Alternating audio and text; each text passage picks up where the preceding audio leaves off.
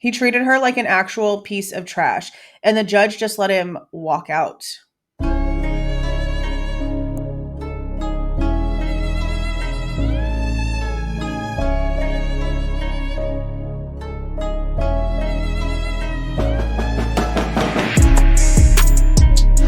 Hey guys, this is Jules with True Crime Reactions.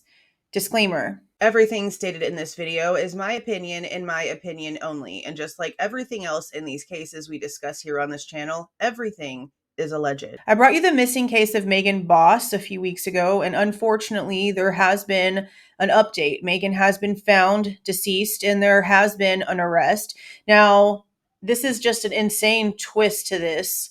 And we're going to go ahead and go through the details of this before we get into some other information. But this is going to end up being political because the man who did this 52-year-old man, is here illegally. And I don't know how long he lived in that residence, but he's claiming that he was just so scared about whatever apparently happened because he's here illegally. That's why he didn't report whatever did happen and ended up just wrapping up her body and putting it in a bin outside of the house, like an actual piece of trash for like 7 weeks.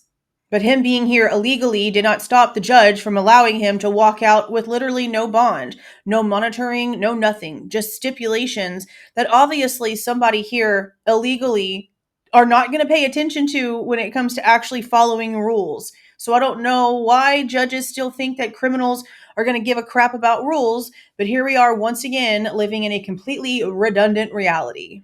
Now, this is Lake and McHenry County Scanner. This is a local news department from the area. This is an article that actually came out yesterday, April 14th in the afternoon, so it has the most updated information. This is the man. This is a man that put her body in some sort of trash-like container outside and just left her there for weeks. That's got to be like one of the most disturbing things of this entire thing is that her mother walked right by her body, who knows how many times while searching for her. And that man just sat in his house knowing damn well that her mother was out there walking around right by it. And he just stayed in his house. I don't like humans. Now, because he's a Mexican national, and even though he's probably been here for years, he needed a Spanish translator in order for the police to even be able to interrogate him, interview him, speak to him, which is crap. Because these two, it was already proven, her last communication was with this guy. So if he can speak English enough to make friends, he can speak English enough to talk to the police officers. I'm just saying. Now, one of the things we heard about the timeline is that she had left on foot from a bar in the area while one of her friends went inside and the other one stayed in the car. There was apparently a text message that said that she was on her way back, but now with the information from this, I'm really assuming it wasn't her that sent that text. I really just don't believe that it was her at all. Now, he at first tried to say that she came to visit him on the 19th, but that she left and was very much alive whenever she apparently left his house. Now, what his story is that they were in the basement and substances were in process and that he thought there was a leak somewhere. So he left the room for 5 minutes, came back, and she was gone. So he left her down there for days, okay? And then wrapped her body up and then put her in this container right outside of his house because he was scared.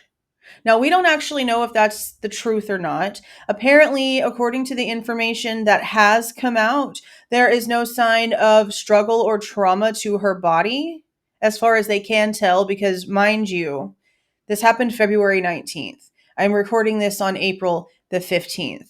Her body was in a container outside in the temperatures. So we don't really know the condition that her body was in order for them to be able to tell certain things. And at this point in time, we are still waiting on toxicology. So regardless of if substances were involved in this situation or not, he took a human, left her down in the basement, deceased, did not try to administer help, did not try to get help with them whenever he found her. If he had only been gone for a handful of minutes and would have called 911, there's no telling what could have actually happened. There's no telling if she would have actually been alive after the fact or not. He took that chance away whenever he chose to be scared, if that's actually what happened here. Now, again, he was let out under the safety regulations. He has a handful of charges, and the judge said that these were all horrendous and horrible charges, yet let him just walk out. He didn't have to pay a bond. He's not on any sort of monitoring, literally nothing. He was just allowed to go. See, as it says here, he wrapped her in a blanket before placing her in the garbage can, like literal trash. Now, this is why I say I don't think that it was her that sent that text message. Her mom mentioned something to me about how she believes she was gone within an hour of her leaving the parking lot, from how I remember her statement.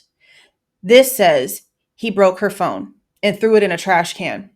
There was a text message that was sent from her phone telling her friends that she was on the way back. Don't believe that that was her. I believe that was him, and he sent the text before breaking the phone. I bet you that's how this ends up going. Now, when it comes to his charges, there's abuse of a corpse, there's concealing death and moving the body, then there's concealing the death of a person, and then obstructing justice and destroying evidence. He was seen on Saturday morning on April the 12th, and the preliminary hearing is going to be happening on May 8th, so just in a few weeks here. Now we have 1, 2, 3, 4 right here, and then another one, and that almost looks like it's a fifth charge, but I only saw 4 on this other side. So I'm not sure why it shows that. Maybe I'm just not understanding what it actually is. And as you can see, 0 bond, 0 bond, 0 bond. And all he's told to do is don't leave Illinois without permission. Don't have any weapons. Be wherever you're supposed to be by the curfew set by bond services. No contact with Jennifer, who is Megan's mother, or with any of the following individuals, which I guess there's like a document. No alcohol, no substances, no Mary Jane, and you might be randomly tested. That's it. He's being treated like he, just basically had some sort of small possession charge. This is ridiculous. Now, I do want to share this post from Jennifer, again, that's Megan's mom, about this guy, Jose, okay? Let me just tell you, there is no way that this guy should be running around free with the kind of conscience this guy has. It was 7 weeks, and he watched people and police officers combing the streets looking for her, and it didn't bother him. He waited until he was approached by the police. He didn't care. His conscience was nowhere, okay? For anyone who thinks that Mr. Jose Luis Mendoza Gonzalez should have been even remotely unaware of the search for Megan BOS, here is a photo of his home, a proximity to the bar where she walked from. All of Waukegan and North Chicago were plastered with her missing posters. We walked the neighborhood door to door just a few weeks ago, passing out the flyers requesting home security video.